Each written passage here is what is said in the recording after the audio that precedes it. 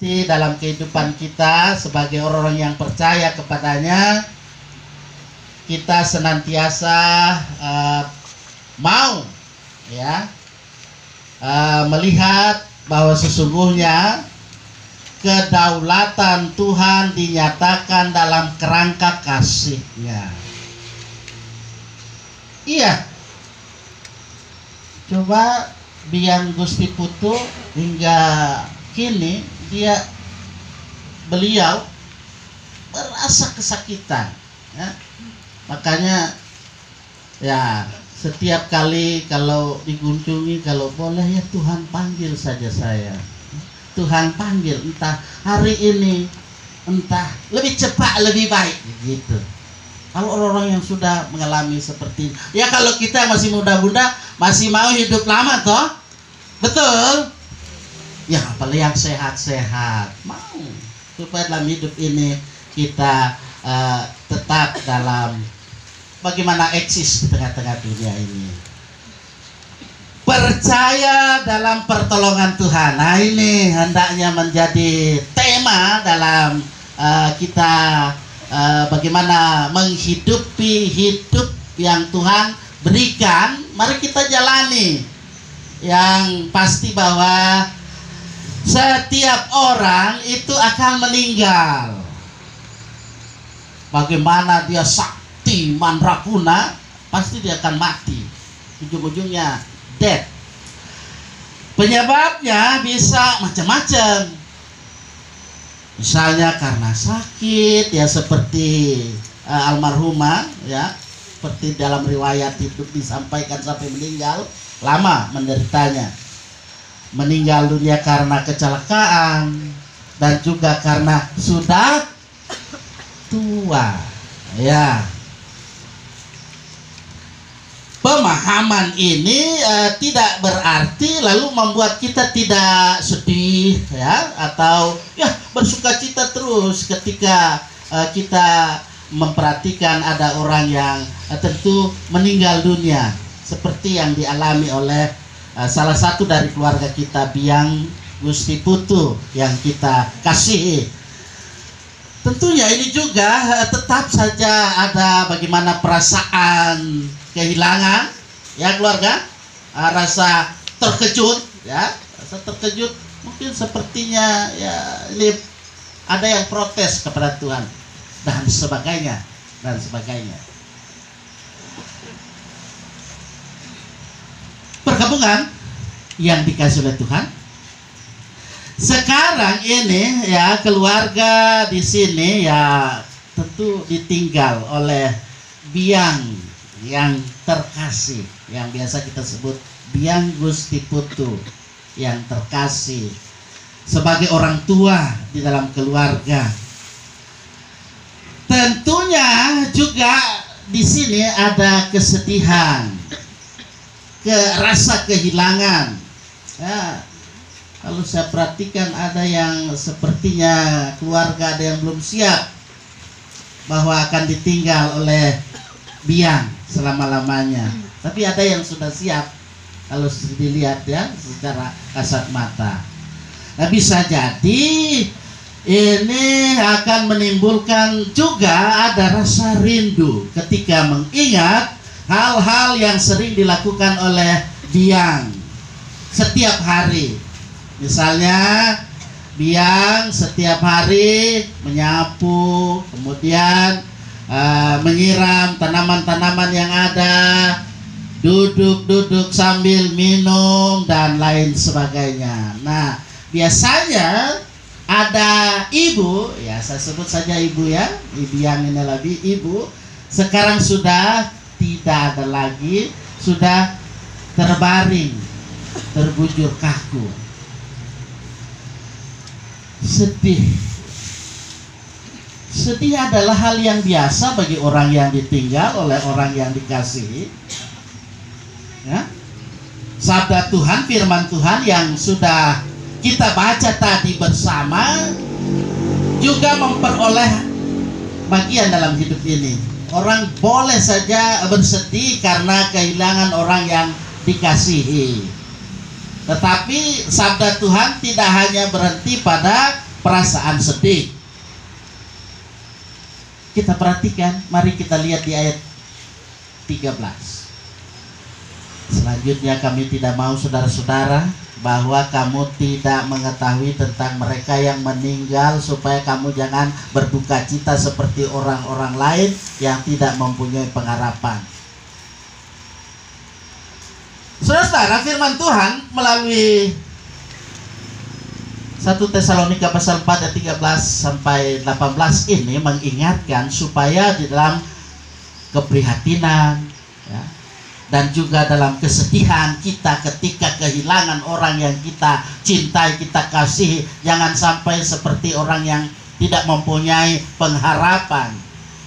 Kita lalu putus asa, tidak memiliki semangat untuk melanjutkan kehidupan ini, apalagi lalu mengkhawatirkan keadaan orang yang sudah dipanggil oleh Tuhan. Sebagai gambaran saja, ini pesona kehidupan, ya, ada seorang ibu yang mengalami gangguan penglihatan. Ini pesona kehidupan, ya. Ibu ini mengalami gangguan penglihatan, semakin hari semakin tidak dapat melihat sehingga buta.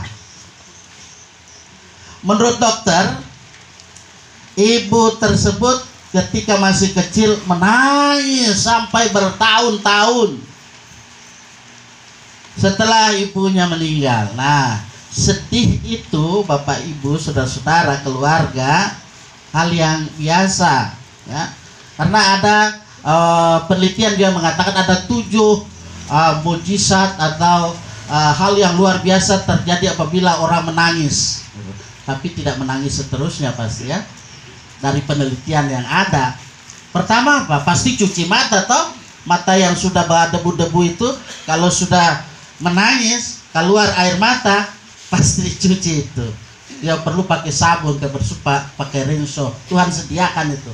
Tapi saya tidak bicara tentang itu 7 itu. Tapi marilah saja kita melihat bahwa pesona kehidupan yang saya tampilkan di sini, ibu yang mengalami gangguan penglihatan itu semakin hari semakin tidak dapat melihat sehingga dia buta. Pertanyaannya adalah bahwa apa yang menjadikan dia seperti itu? Bahwa dalam kesedihannya itu bertahun-tahun menangis saja, ya kan? Air matanya apa? Kalau orang Manado bilang air matanya malele. Ngana punya so malele, kita punya so malele. Nah, itu malele air mata. Itu, ya. Nah, ini apalagi apa, saya suka juga senda gurau sedikit, ya. Tapi mari kita lihat bagian firman Tuhan di ayat selanjutnya 14-17. Karena jikalau kita percaya, nah ini, kalau kita percaya, ya, ini penting dalam kehidupan kita sebagai orang yang beriman kepadanya, bahwa Yesus telah mati dan telah bangkit, maka kita percaya juga bahwa mereka yang telah meninggal dalam Yesus akan dikumpulkan Allah bersama-sama dengan Dia. Terus ayat 15, kalau saya baca agak panjang, tapi saya mau katakan bahwa kita akan selama-lamanya bersama-sama dengan Dia. Ya, ini satu janji pasti, bukan nanti moga-moga, tetapi pasti janji yang disampaikan ini satu penguatan dalam kehidupan kita, satu penghiburan bagi kita di dalam kebenaran firman Tuhan. Ini mau mengingatkan kepada kita, ketika kita sudah percaya, ketika kita sudah mengerti dan kita melihat bagaimana Allah sudah membangkitkan Tuhan Yesus dari kematiannya, demikian juga yang akan dilakukan oleh Allah bagi orang percaya. Kita tidak perlu khawatir mengenai keselamatan, karena keselamatan itu milik Tuhan yang sudah memanggil. Tuhan tidak akan sampai hati dan tetap memberikan bagaimana dalam kehidupan biar saja dia, tetapi Tuhan pasti akan memberikan keselamatannya. Kita sudah mengerti, kita sudah percaya bahwa setiap orang yang percaya kepada Tuhan Yesus juga menerima janji mengenai kebangkitan dan hidup kekal. Nah, seperti nats pembimbing tadi, tidak hanya sebagai satu hiasan ya.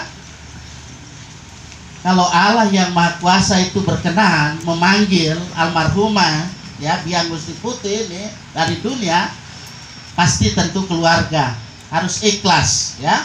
Kita semua juga serahkan seluruhnya kepada Allah yang Maha Kuasa. Makasih. Penghargaan kita didasarkan pada apa yang dikatakan oleh Tuhan Yesus. Dia bilang begini dalam Yohanes pasal 5 ayat 25. Orang-orang mati akan mendengar suara Anak Allah, dan mereka yang mendengarnya akan hidup. Wow. Ini satu janji kepastian dalam kehidupan kita sebagai orang-orang percaya. Sehingga dalam kehidupan ini kita hendaknya mari kita hidup terus menanggapi bagaimana kedaulatan Tuhan, Allah yang berdaulat atas kehidupan ini. Menanggapi juga bagaimana pertolongan Tuhan. Mari terus mendekatkan diri.